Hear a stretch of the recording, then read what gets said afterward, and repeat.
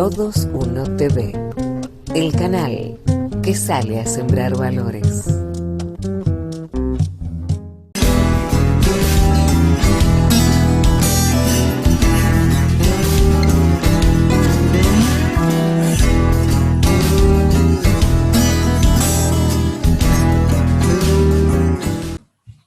Hola, ¿cómo les va? Les habíamos dicho la semana pasada que íbamos a tratar el tema de la provincia de Buenos Aires y su participación en los procesos.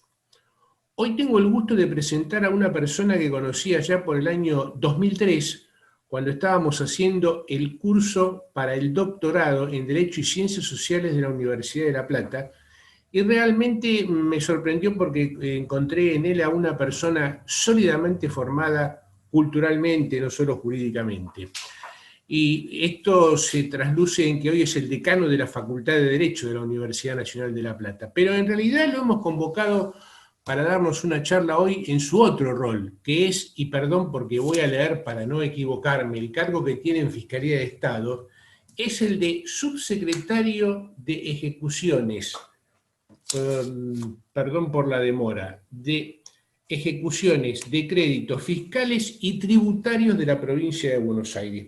Para que todos los que nos siguen en el portal entiendan, él maneja un grupo de abogados que se ocupa de todos los juicios que tiene la provincia de Buenos Aires. Me refiero al doctor Miguel Oscar Berry, al cual tenemos con nosotros en este Zoom, que se lo quiero agradecer personalmente, y él va a hablar del título ejecutivo o la ejecución fiscal, más que el título ejecutivo, la ejecución fiscal en la provincia de Buenos Aires. Doctor Berry, Miguel, gracias por la presencia y somos todo oído. Adelante.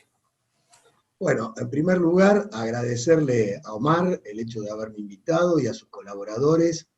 Todo lo que dice Omar no tiene validez porque es un amigo, entonces lo comprende la general de la ley, con lo que relaciona a lo que decía de mí.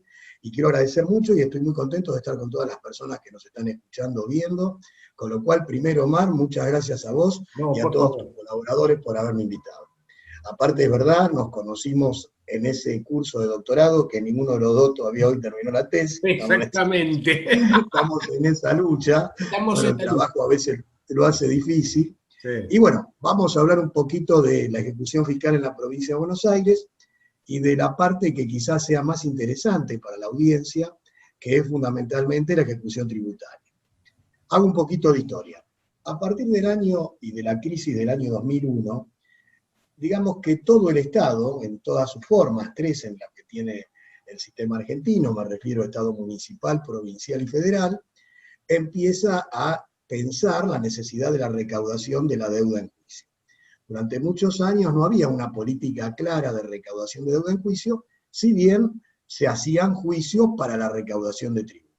Esto implicó necesariamente una fuerte transformación porque, por ejemplo, la Dirección General de Rentas, que es el antecedente de ARBA, emitía alrededor de 3.000, 4.000 títulos por año. Cuando yo llegué a la subsecretaría, exactamente en junio de 2001, había 18.000 juicios de apremio, y pasamos al año 2003-2004 a tener más de 100.000.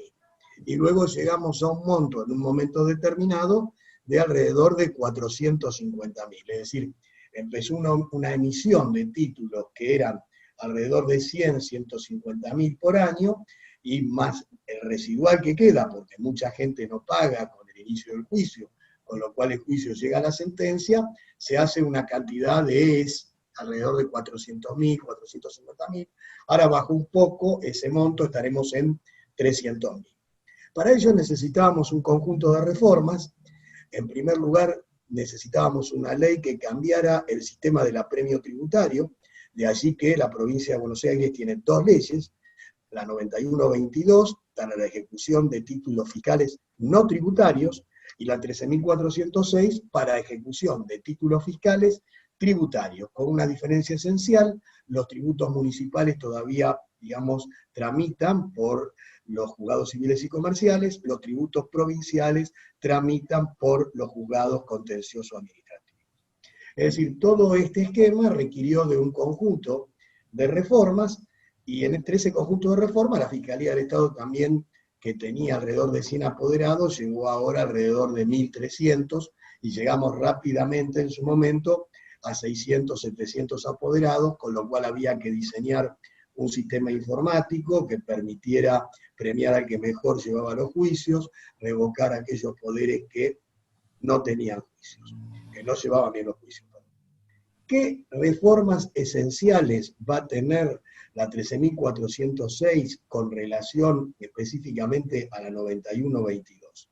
Como dijimos, hay títulos fiscales no tributarios, ejemplo típico sería un canon, las multas del Ministerio de Trabajo, las deudas de SAMO, es decir, las deudas de OPDS, las multas que aplica OPDS, las multas que aplica la Subsecretaría de Trabajo.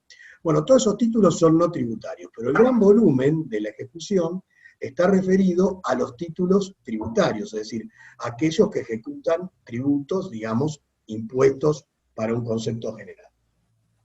Entonces nos encontrábamos con algunos defectos, por ejemplo, que a través de la inhabilidad de título se analizaba la causa de la obligación, de allí que la ley 13.406 va a decir expresamente no solamente que la inhabilidad de título debe referirse a las formalidades extrínsecas, sino va a definir claramente cuáles son las formalidades extrínsecas, a los efectos que a partir de la excepción de inhabilidad de título no se ingrese a la discusión sobre la causa del título.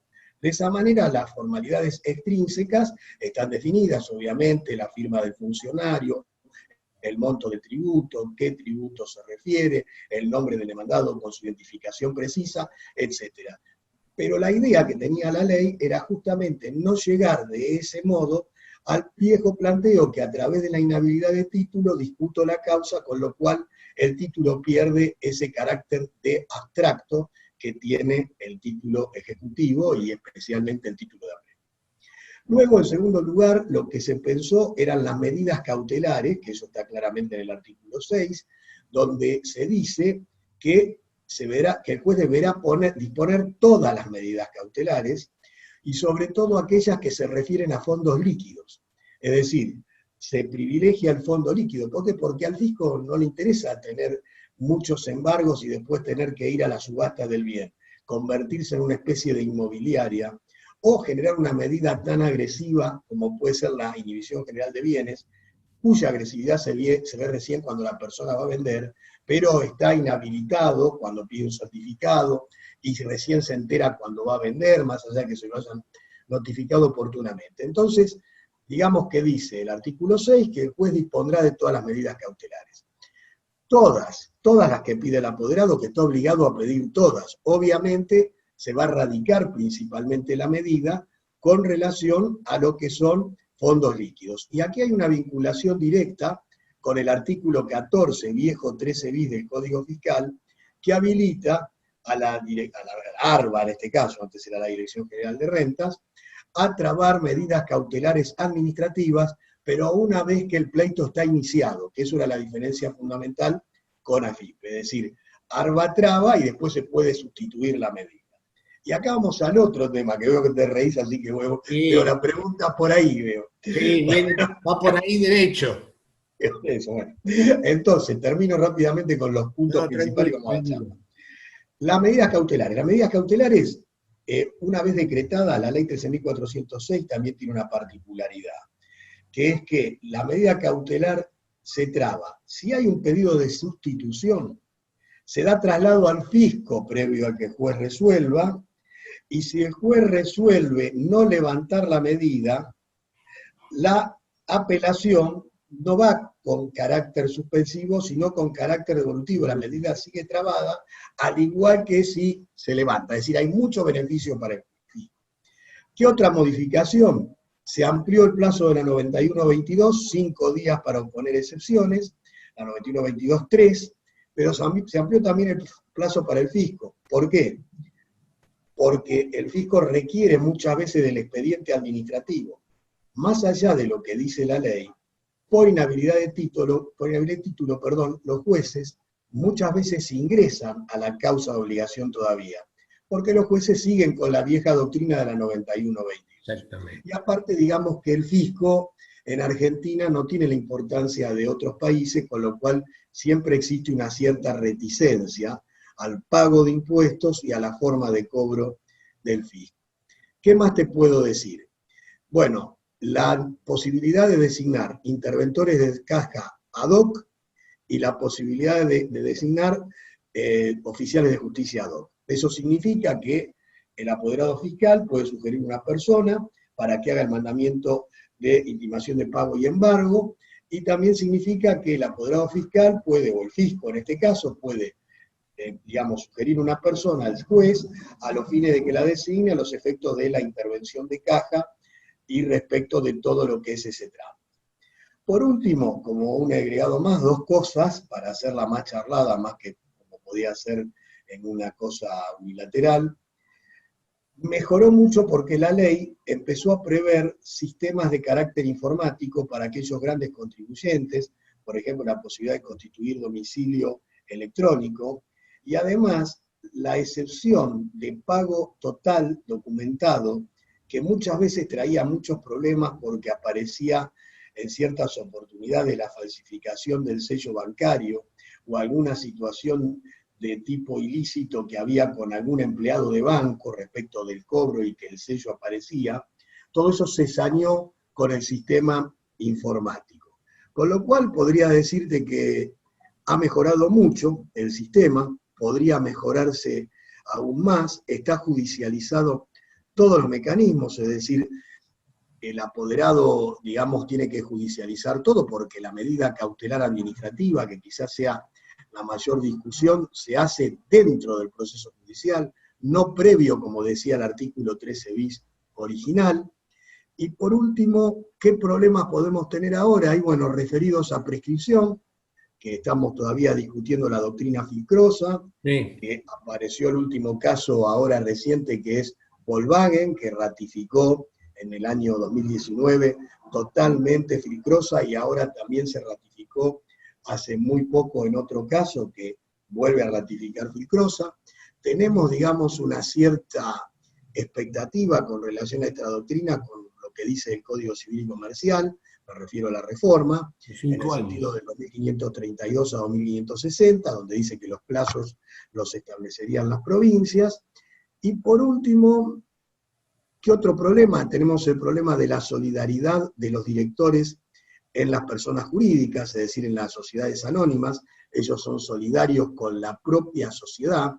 ¿Por qué es así el tema? Porque en realidad la sociedad es una ficción para el desarrollo de la actividad comercial, pero el que tiene que pagar, el que tiene que decidir pagar o no pagar por parte de la sociedad, es el directorio.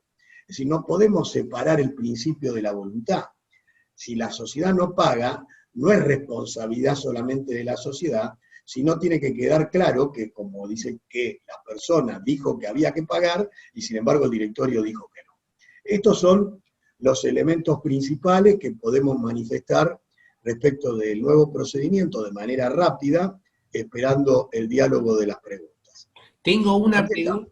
No, está bien, gracias, Miguel. Tengo una pregunta que es la sustitución de la inhibición general de bienes que suelen hacer, y a mí me ha ocurrido,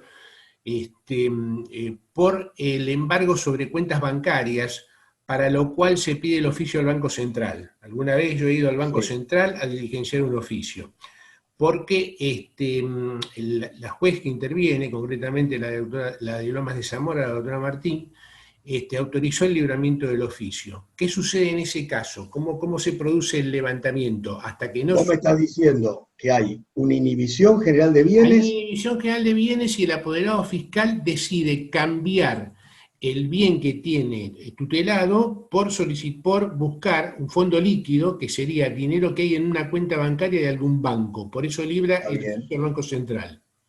Bien, entonces eso sería muy sencillo. Prima facie, recordemos que el 6, el artículo 6 dice que el juez debe disponer todas las medidas y sería el contribuyente que debiese pedir la sustitución de la cautelar o la limitación solo al embargo de fondos líquidos.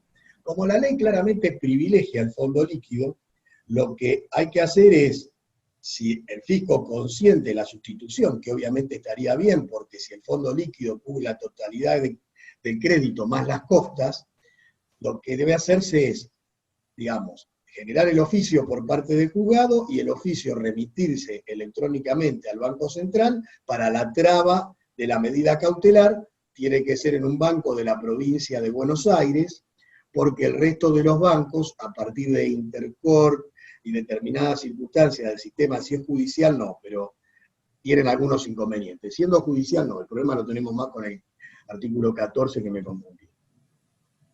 ¿Está claro o contesto? No, está claro, no. La duda es, cuando hablas de un banco de la provincia de Buenos Aires, te estás refiriendo a cualquier banco que tenga una sucursal dentro de la provincia de Buenos Aires. Claro, que los fondos estén... Ahora, ahí tuve una confusión, porque si el banco se trata de un oficio judicial, sí traba. Me confundí porque me quedé pensando en el artículo 14, porque no traba en el interior, exactamente. Claro. No, está bien, porque apoderados fiscales lo han solicitado en eso. Claro.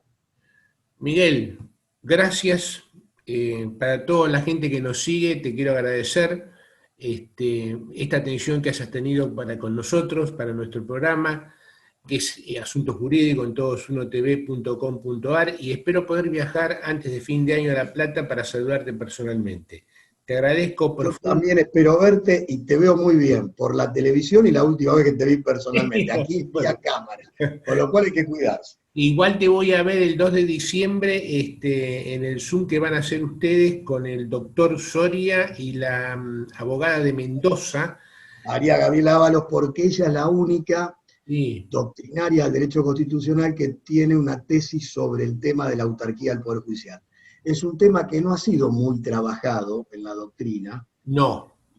Esta es una de las pocas especialistas en esa materia, además de ser especialista en derecho municipal, público. Estamos hablando de autarquía. Autarquía, es decir, la posibilidad de administrar, disponer, recaudar los recursos y tener un porcentaje del presupuesto de la provincia más o menos regulado y elaborar el propio presupuesto por la Corte. Perfecto, y aparte vas con un hombre que a mí me sorprendió el día que lo escuché en el Zoom que hiciste con él, la tranquilidad con la que habla el doctor Soria. Sí, es un tipo muy inteligente. Es un tipo muy formado. Miguel, gracias por esta participación y te espero verte antes de fin de año en el despacho que vos sabés al cual yo voy. Exactamente. Así que te mando un abrazo y muchas gracias por la atención que tuviste conmigo. Muchas gracias a ustedes, abrazo grande y a su disposición. Gracias, Miguel. Gracias. Chau, chau.